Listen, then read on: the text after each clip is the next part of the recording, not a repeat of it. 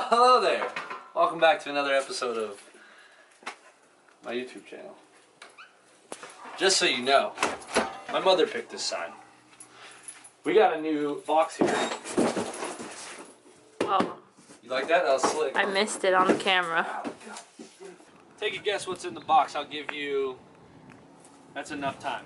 We got something that I believe would help us out a lot and kind of bring a better feeling to the car. A new sway bar. Oh my god, it's heavy. Anyways, new front sway bar, and what that's going to do is allow us to do some backies and let the front end slide back around. They also sent us some bushings. Comes with the kit. And I think what we're going to have to do with these is end up using them with the factory brackets. Anyways, cool. Thanks, White Line, for making the front sway bar, because now I'm going to put it in my car.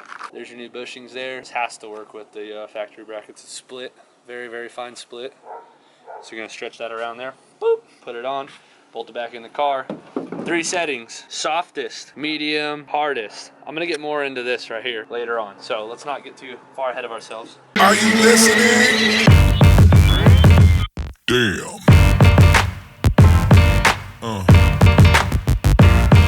Yeah.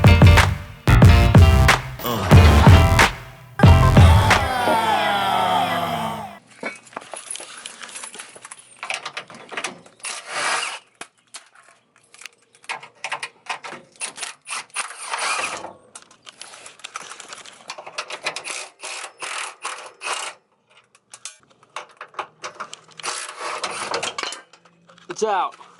That's it. It's out. Sick. Alright, dudes. So, as you can tell, for those of you who know, but that was the sway bar. Stock sway bar. We went ahead and bought an aftermarket one, so I'm going to kind of talk to you about the aftermarket one, and then maybe do a little install for you real quick, show you how to get it in there and whatnot. It's fairly easy. It's like a level 1 on the difficult scale. If level 1 is here, and level 10 is over here, it's like a level 1. It's pretty freaking easy. Also, the sway bar end links right now are broke. Funny story behind that. I ordered the sway bar, or what I thought was a sway bar. The photo on Summit for an E46 M3 sway bar from Hotchkiss shows a sway bar, bushings, brackets, and that's it. But if you scroll down, it says like item description, and it shows end links. But in the actual photo, there's absolutely no sway bar links in it. So I ordered it, it got here, I came to the house, looked at the front door, and there's a really small box, and I was like, that's not a sway bar. So I opened it thinking like, oh, maybe they sent end links too, that's awesome. So then I investigated a little bit more, saw the description at the very, very bottom of the page, and found out that it in fact was sway bar end link. So I called them, I told them, hey, kind of misleading, I apologize, blah blah, but I need a sway bar. And so they ended up hooking me up, sent me a really good deal on a sway bar. We returned the end links, and then a couple days later I went underneath the car and saw that my end links were blown out. So I need end links. Anyway, Sean from SLR is sending us some, so we're going to be running those, but I'll install those and kind of talk about even just the adjustable end link situation. But for now, we're going to get started with the sway bar, and hopefully those end links don't take too long to get here. Let's throw this thing in.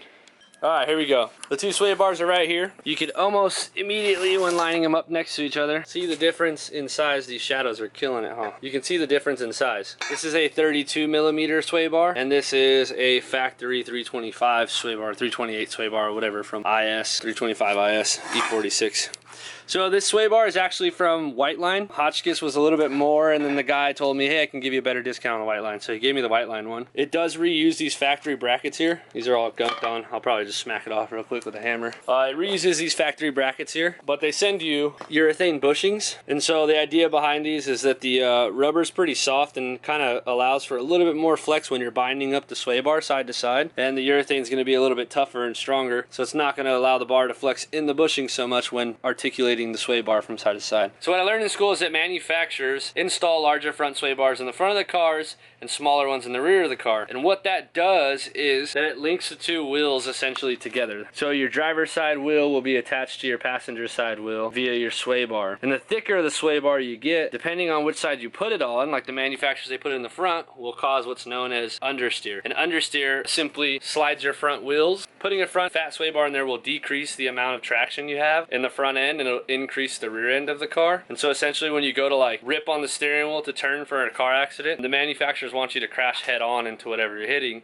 And the reason is because there's a larger crumple zone zone in between the front bumper and you, and its side impacts are like, you're more likely to just die in a side impact. So front impacts are a lot safer via manufacturer's research. So they put a larger one in the front to increase understeer. Now you might think, but in drifting you want to oversteer. That's the whole idea, right? And you're not wrong. But here's what I've learned over the years and what's worked for me. When you put a thick sway bar in the rear and a smaller one in the front, you really do increase the amount of oversteer that your car puts out, which isn't bad. It initially makes it easier to slide, but when you link those two back wheels together, similar to a solid rear axle vehicle, when you're hitting a bump with like one side, it's affecting the other side. So essentially if you hit a bump and this wheel comes off the floor, the other wheel's gonna be affected by it. So it's not necessarily going to come off the floor. It has a potential to, especially in like a solid rear axle car. If it's linked together, it affects the other side. And so you get like less traction. Your car wants to oversteer more if you put a thicker one in the back. So if you have like an underpowered car, let's say like a stock inline 6 BMW, throw like super fat sway bar in the rear and in the front and you'll have a blast. It'll just be a sick car. It'll be easy to slide, no big deal. And then you combine that with like a welded differential, dude, and you're talking about a good time. It's what I ran in my last car. We actually didn't run a rear bar for a while, but prior to getting rid of the rear bar, we had a rear M3 bar and we had E46 front sway bar. And I didn't really think about this, but now after talking with Ryan and Chelsea, I was kind of talking to Ryan. I told him like, yeah, dude, but if I put a fat one in the front, then I'm going to increase my chances of understeering. And he said, but we're drifting. And I was like, yeah. And then he had kind of explained it more like, you're driving the car sideways. So you can't really take into consideration the way that sway bars affect race cars. You have to think about how they would affect drift cars. And so what the sway bar in the front's going to end up doing to this car is when you go and throw the car into the corner, if you don't have a back sway bar, which I don't in this chassis, especially you guys saw with the subframe, there's not really a spot to mount them. We could build some and make some kind of custom mounts and stuff, but I don't really care to.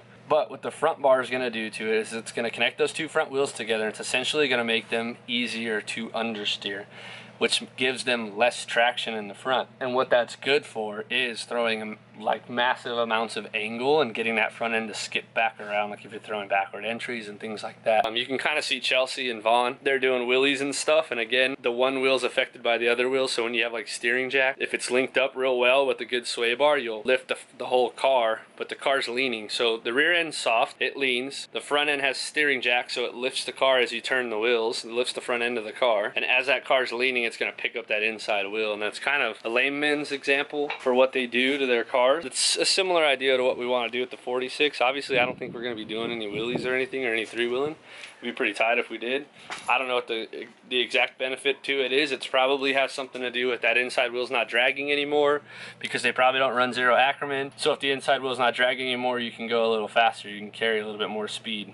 I don't know. That's like just ideas. So that's kind of one of the reasons why we bought a front sway bar, is because the car felt like it had a lot of front end grip, which is fine. It's not bad, but again, when you're throwing mad amounts of angle and transitioning on throttle, you can rotate the car pretty far, and if you rotate the car past, front end's all linked up to each other, and so it skids back around. You're just making the front end stiffer is pretty much what you're doing just with the sway bar. So that's why we got one, but we got to install some brackets on the bushings, and we got to install their white line grease on these bushings here in between the sway bar, so we don't get no squeakage. So let's go ahead and get that in the car, and then we'll get the end links in.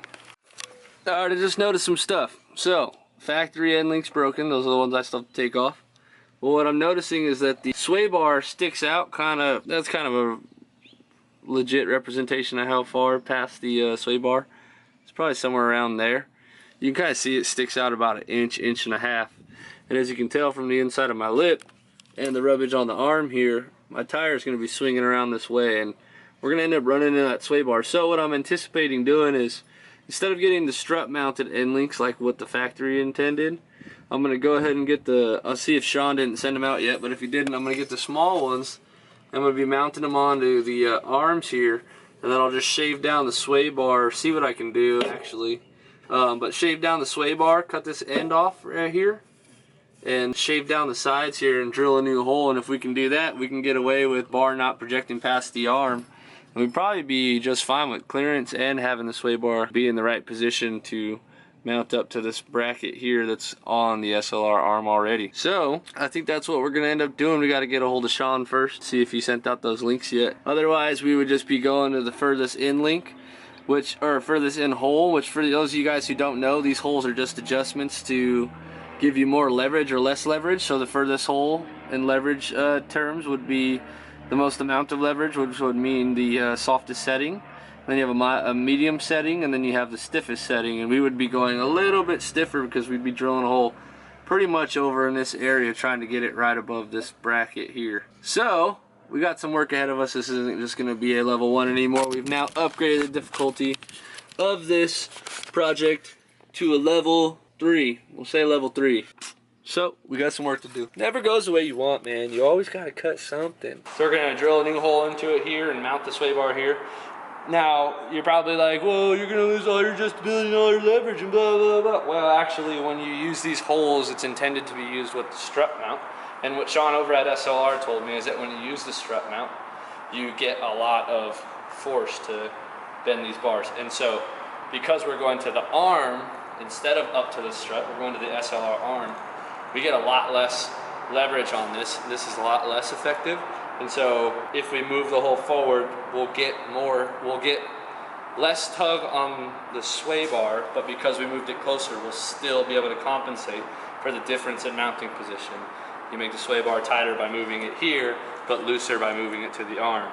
It's looser moving it back here, but tighter going to the strut. Does that make sense? So we're going to be moving it forward and going to the arm, which should, by going to the arm, having it there and moving the sway bar connection to the front, we should be able to compensate for what we would have had if we would have went from the back to the strut. Does that make sense? If it doesn't make sense, don't worry about it. Don't worry about it. Talk to Sean, he's a freaking genius over at SLR Speed. Had this discussion with many people. His kit's more expensive than most of the other kits on the market. No shots fired, I'm just being real right now. This kit's a little more expensive than a lot of the other kits on the market as far as the angle kit's concerned. But I've ran my angle kit through 3 different engines and 2 different chassis. And I have not had a single hiccup from my kit. Whereas people running other kits, I hear of them having issues. Never heard of a SLR kit giving a problem to anybody. We'll grab the welding helmet.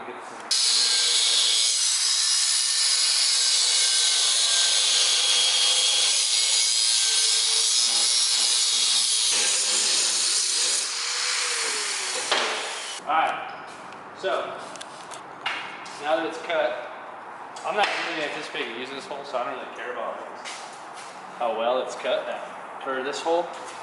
So it's going to be kind of thin right there, the material. I'm planning on cutting a new hole closer, or drilling a new hole. So I'm not too concerned about that, but what I do want to do is clean up the edges of them a little bit. So that's why I was just hacking away.